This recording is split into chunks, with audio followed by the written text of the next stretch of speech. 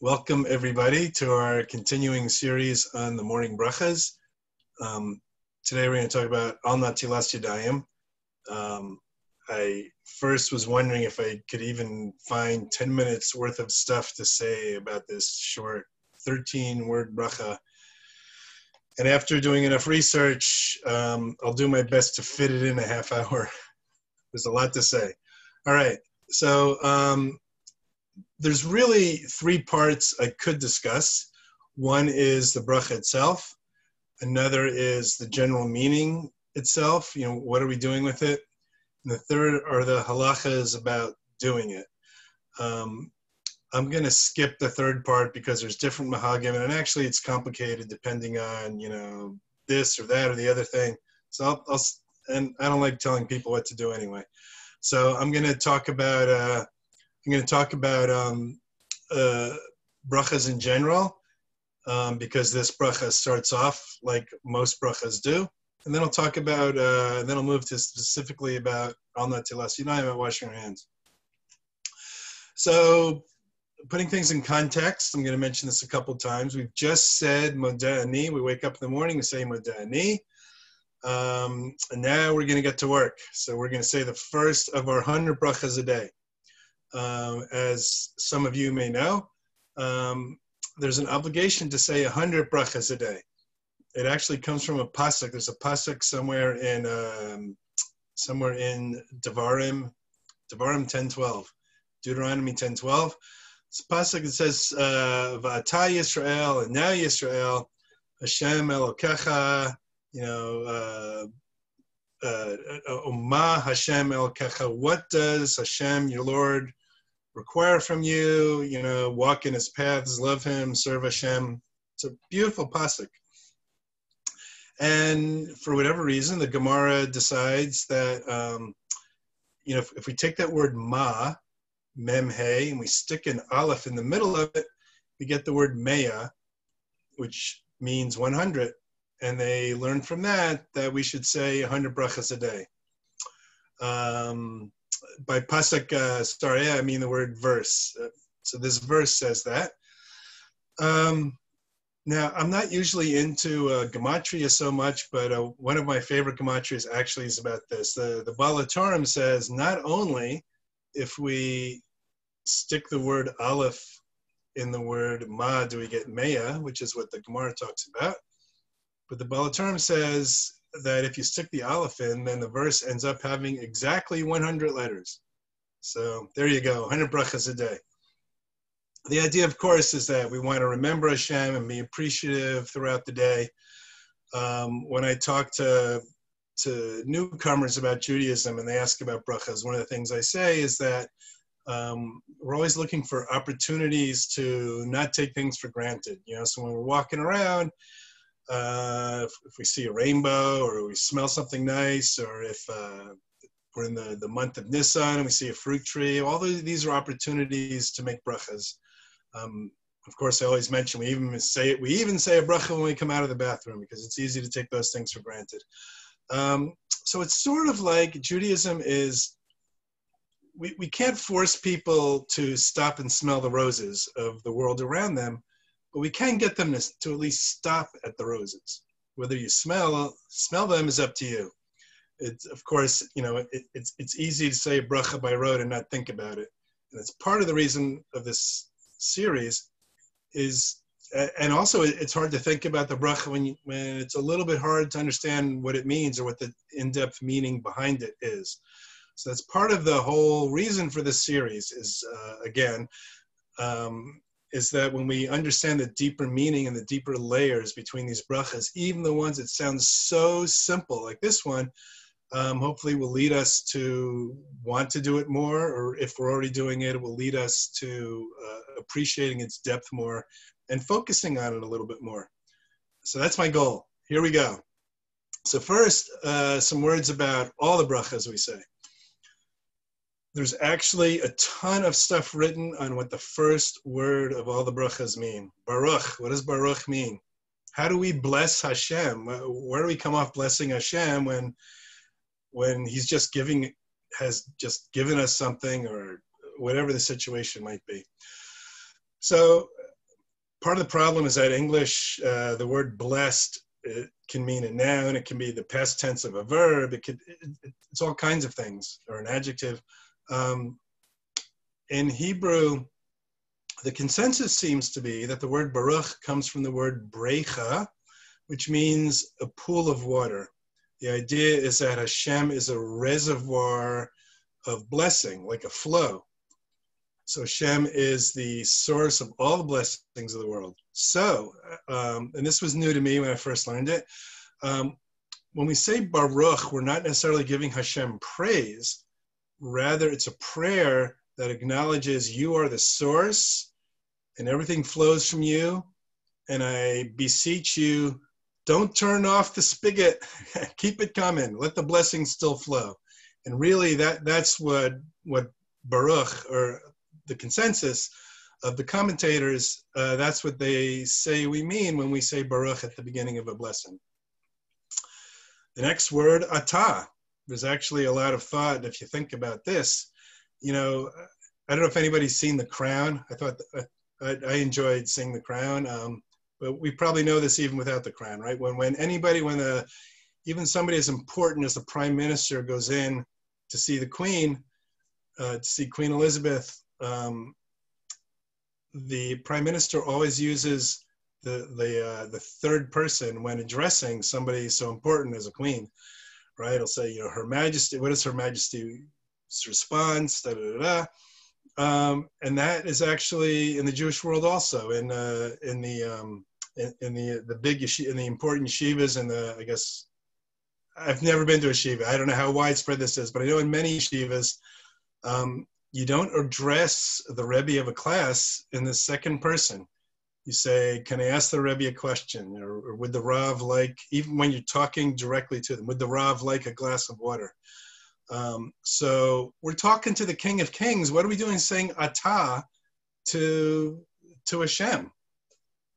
So I think we can look at it as, for example, when we say Avinu Malkeinu, our Father, our King, what we're really saying is we're in both kinds of relationships with God.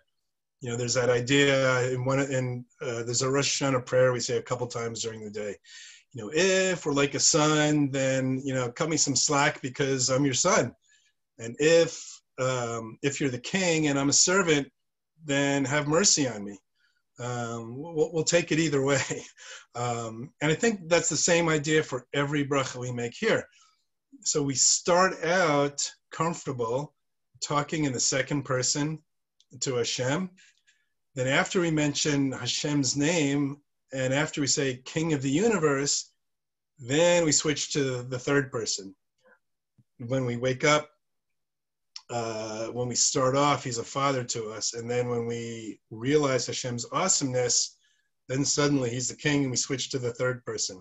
And that's why every bracha makes no grammatical sense, because we say Baruch atah, and then we switch to the third person after we say Hashem Elokeinu. So, okay, after the word atah, then comes Hashem Elokeinu. And the idea is that we relate to him on a personal level, Elokeinu, our God, not just, I'm not sure how else you would say it, but you're not saying Hashem, the God, you're saying Hashem, our God. And then we go to Melech HaOlam, recognizing that that not only do we have a relationship with him, but he is, after all, the king of the whole universe. And when we, as I just said, when we recognize that, then we switch to the third person. Asher Kiddishanu, there's a whole lot to that. It literally means who has sanctified us, although what I want to do is talk about the word Kiddishanu. First of all, we have to remember the purpose of this entire endeavor. And by endeavor, I mean what we do. What we do is our endeavors, as well as the entire existence of the world. Asher Kiddishanu wants to sanctify us. We want to be holy. We want to raise up. So let me talk about three different interpretations of Asher Kiddishanu. So number one, Kiddush also means to separate. or I realize Havdalah means separate, but it can mean separate in the terms of to distinguish, I guess is a better word, to distinguish between that's sanctified and what's not sanctified, which actually is the end of the Havdalah bracha. So the Torah tells us that we are a mamleches kohanim, we are a nation of priests, and the idea is that just as the job of the Kohanim and Leviim was to help bring the light of Hashem to the rest of the Jews, right? We have in Shul, the Kohanim do the Birchas Kohanim. Right, there we go, right. Thank you. And back during the times of the pre-Gemara times, the Levium's job, the tribe of Levi didn't get any land. Their job was to be in all the cities and to teach. And actually, the Midrash tells us that even in Mitzrayim, that they weren't involved in any of the slavery, that they were the teachers. So just like it was for the Kohanim and Leviim back then, so too for us, it is our job to be a light unto the nations. And how are we a light unto the nations? For starters, we're different. We're different.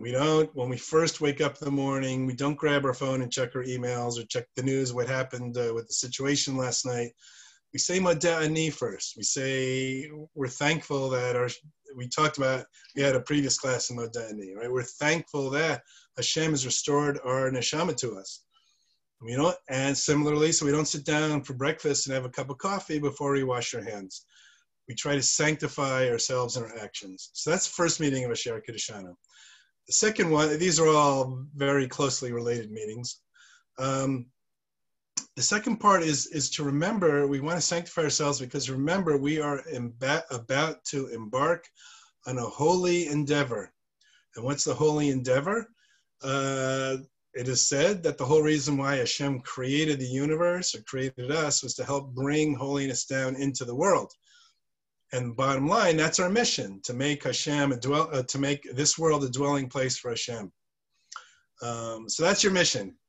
Of course, the hard part is that for each of us, we need to be a little bit more specific. So figuring out what your specific mission is, I'll leave that up to you. Hopefully you're doing some of that, or whatever it is. But that's our mission. So somebody just yesterday was asking me, where does on a mission from God come from? So I consulted Rabbi Google, and it said that it comes from the Blues Brothers movie. Right? He says, yeah, we're not going to get caught. We're on a mission from God. All right. So quoting the Blues Brothers or whoever wrote that, we're on a mission from God. So that's a holy mission. And that's why we wash our hands. And even a larger idea is that this is like the only mission. It's the only thing. That's all there is. Hashem created the universe so that we should make a dwelling place for him. So that's all there is. So having that view, Asher Kiddushanu, we are partners with Hashem in doing that. And the third reason, I thought this is very interesting, Kiddush also can imply a relationship, right? We know, most of us know, that a Kiddushin is a marriage. So this whole thing, Asher Kiddushanu, symbolizes a relationship. And in a relationship, as we know, feeling is not enough.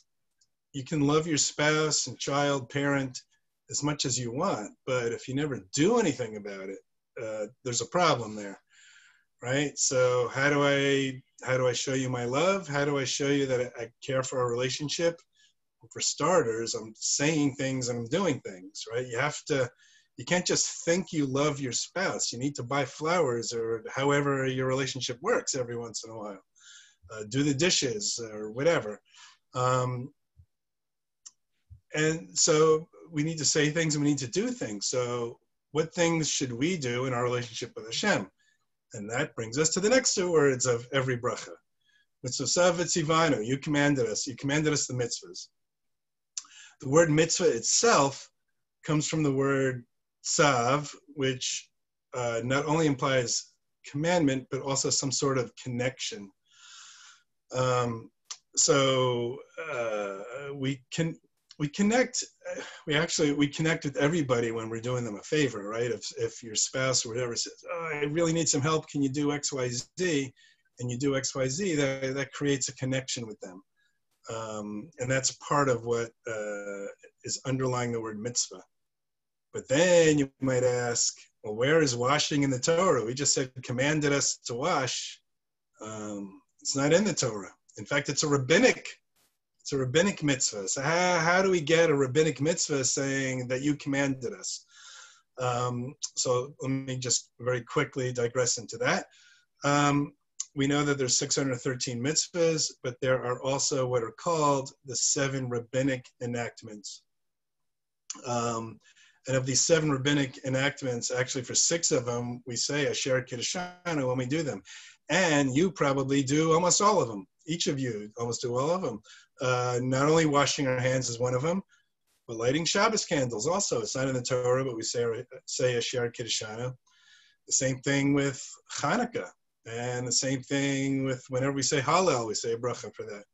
And the same thing when we read the Megillah. All these things we say Asher Kiddushanu to. So those are, I think I just said 5 of the 7 or 4 or 5 of the 7 rabbinic enactments that are sort of considered part of the 620 mitzvahs, right? 613 directly from the Torah, 7 more indirectly from the Torah. And the Gemara points out that the 10 Commandments that we hopefully read or refamiliarized ourselves with last week at Shavuos, the 10 Commandments has 620 letters, and the Gemara makes a big deal out of that. That's the 613 Torah mitzvahs and 7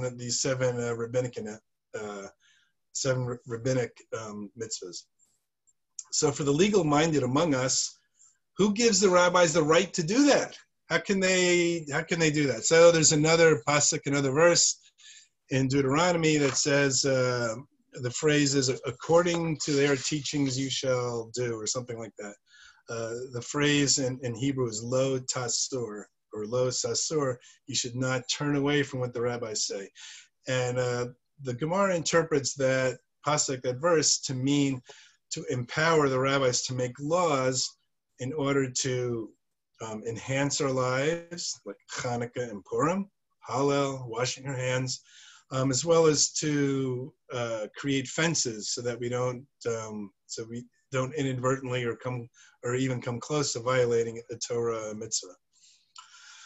All right, so that is what I just said applies to every bracha. So now let's talk to the meat of the matter today, al Netilas Yadayim. So the first question is, why are we doing this to begin with? And it's very interesting that there are 3 separate strains of thought as to why we wash our hands in the morning. One of them comes from a extremely important rabbi in the 1300s called the Rush. The Rush says it's a matter of cleanliness, that during our sleep, we don't know where our hands have been, and we really ought to purify our hands.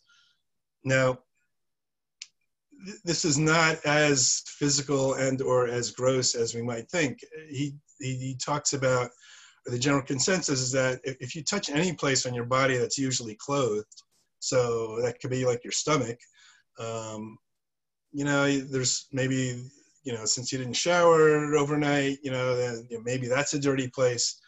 And there's also some sort of spiritual uncleanliness that I don't fully understand. I know that some people hold, and some people, I don't know who, but according to strict halacha, according to some, even if you touch your hair or your shoe, you really ought to wash your hands at least before you daven next. I'm not sure I've actually met anybody who follows that, but it's out. The point is that if even touching your hair requires on some level washing hands, and certainly the whole time you've been asleep, you've probably scratched your head or touched your stomach or something. All right, the Rashba gives a wonderful answer. I really like this one. He says in the morning, it's like a new life, a new day, a new beginning, a new start. And if we're a kingdom of priests, what did the priests do before they did their service? When the priests came in the morning during the days of the Beis Hamikdash, they came in and they washed our hands, and they washed their feet. So just like they do that, just like they do that, we should also. Somebody just texted me that when they were in school, that they were asked to wash their hands if they touched their shoes or hair during davening or learning. So I didn't go to a day school. My kids did. So apparently it's a lot more common than I thought. Thank you. Thank you for that. So we have two reasons. One, cleanliness. Two, it's like a new day, and we are a nation of priests. We try to emulate the priests. There's a third reason, which is very interesting. It's from the Zohar. It says that, actually we talked a little bit about this when we talked about Moda'ani, that sleep is like 1/60th of death. I'm not exactly sure what that means, but the idea is that, our soul leaves to some extent, goes up to Shemayim when we're sleeping overnight. And then when holiness has left a body, unholiness comes in to fill the void. That's why, for example, when a person dies, that's why a body suddenly becomes a great source of tuma, of impurity. It's because there's nothing wrong with the person. It's just that a whole bunch of holiness just left. So what fills in is unholiness. So he calls it a ruach ra, and it remains on the hands. Now, ruach ra literally translates to evil spirits, but it's not like a ghost movie or a horror movie, evil spirits. We'll get back to that in a second. So first of all, I want to suggest that all three reasons are really various manifestations of the same general idea. So again, I want to review the context, and then we're going to really jump into this. So the context is that we woke up, we started with Moda'ani, and what we did is we thought the ideas, we want to thank Hashem, and then we actually said the words, we want to thank Hashem, right? We want to start off the morning, the phrase we used for Moda'ani was an attitude of gratitude. We successfully woke up this morning and we're thanking Hashem that he or she has enough faith in us that we got restored within us our neshama. So that's thought and speech, but we need action also to fully implement this. So what's the action? The action is washing our hands. We need to enter into an awareness, a cognizance of the relationship between the body and the soul, the guf and the neshama. This is the moment that they're reconnecting, we're recalibrating ourselves to understand what the role of the body is and what the role of the neshama is, what our soul is. Our neshama is our moral compass. The body, in a sense, is just a tool to actualize those values. The soul, the neshama, or higher selves may want to give tzedakah, but unless the body cooperates, it's not going to happen.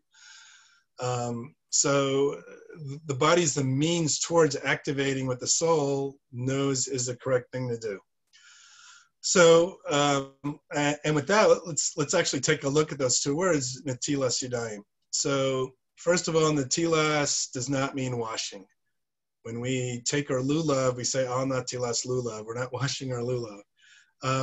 Natal, if you look up in a Hebrew dictionary, it means to take.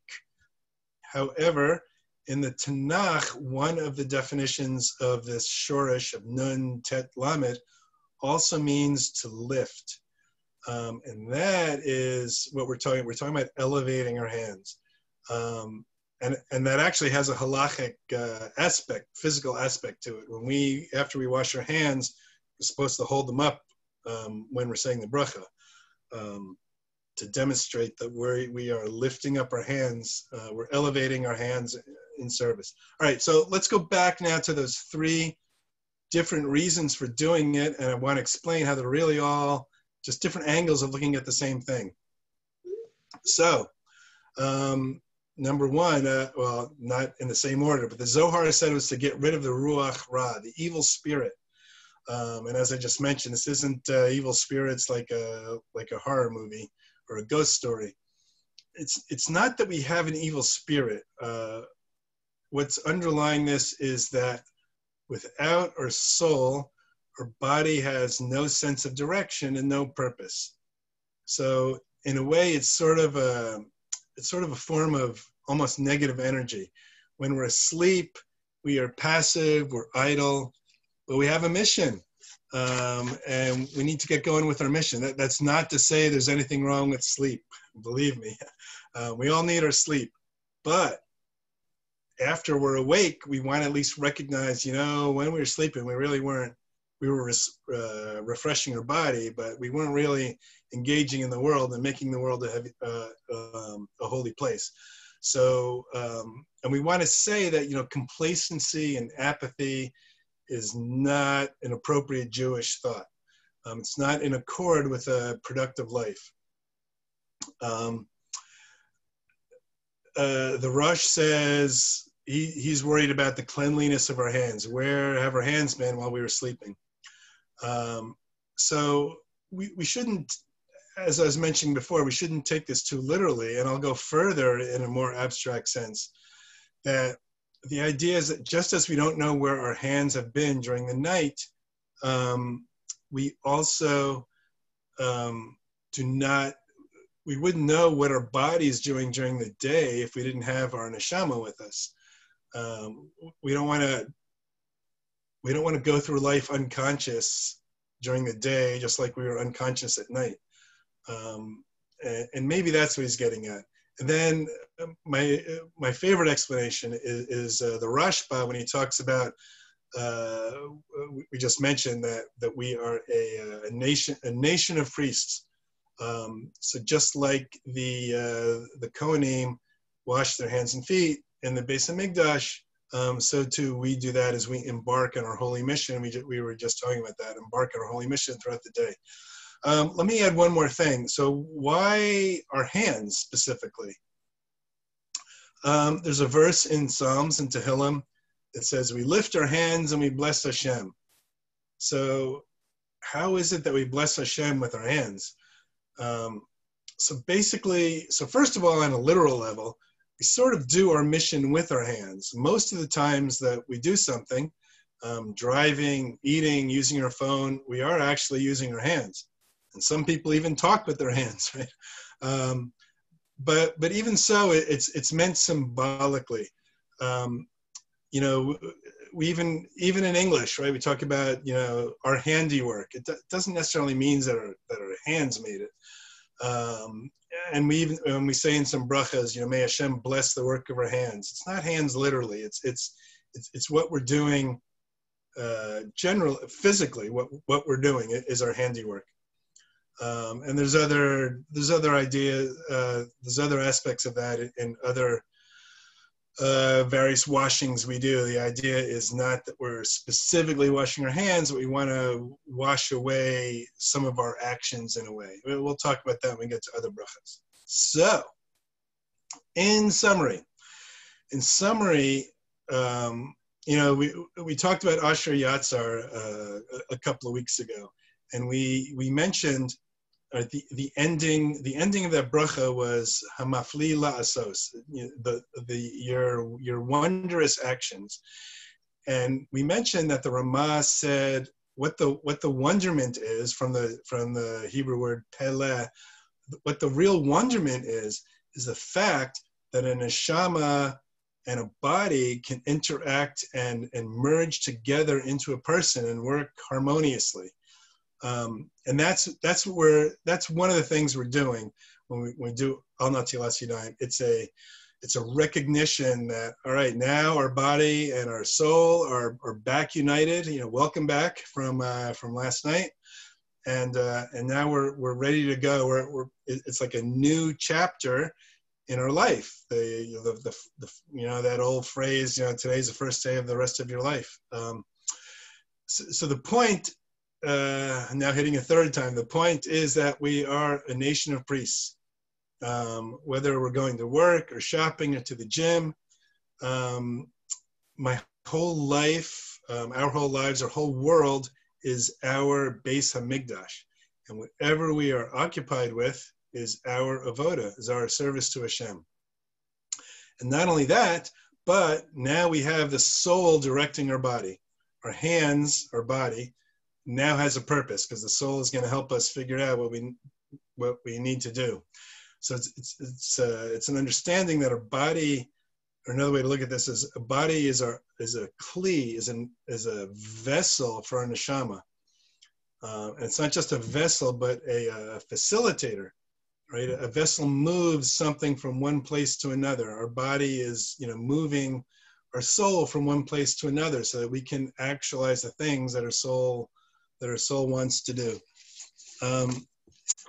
So one question to ask ourselves during the day, when we say Modeh Ani and Al Netilas Yadayim, we can say, well, why is my soul coming back? And Hashem's answer is, in order to do something. Of course, the hard part is we have to figure out what that is, but we have a mission here. We have a mission, and our soul's back, and now we're actualizing it. We're sanctifying it with symbolically with water. So the question then to ask ourselves during the day is, when we're in a situation and we're not sure what to do, we think to ourselves, well, who's in control right now? Is my body in control, or is my soul in control? Who's leading whom? Who's in charge here? And if we can figure that out, we can often figure out whether we should be doing on something that we're thinking of doing right now. We wash our hands to change our headspace. Our hands, and more generally our bodies, shouldn't be used for getting involved in the schmutz of the world, but rather we should be reaching up, natilat. We should be reaching up, reaching high, lifting our hands in the pursuit of transforming Hashem's world into a dwelling place for Hashem. So this is the first of the 100 brachas we make, and we are declaring that whatever we might be doing today, wherever we may be going today, our job is to lift up and to elevate and to sanctify this world.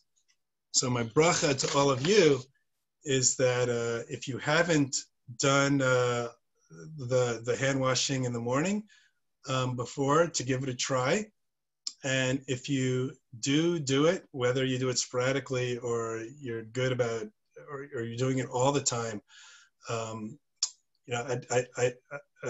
my bracha is that with this understanding of new levels of meaning with it, that it gives you more meaning as we start our day and consider that today is the first day of the rest of their lives, and we are about, each of us is, every single day we say that we are about to embark on a very holy mission. We're on a mission from God, and that's how we start our day. All right, thank you very much. That is the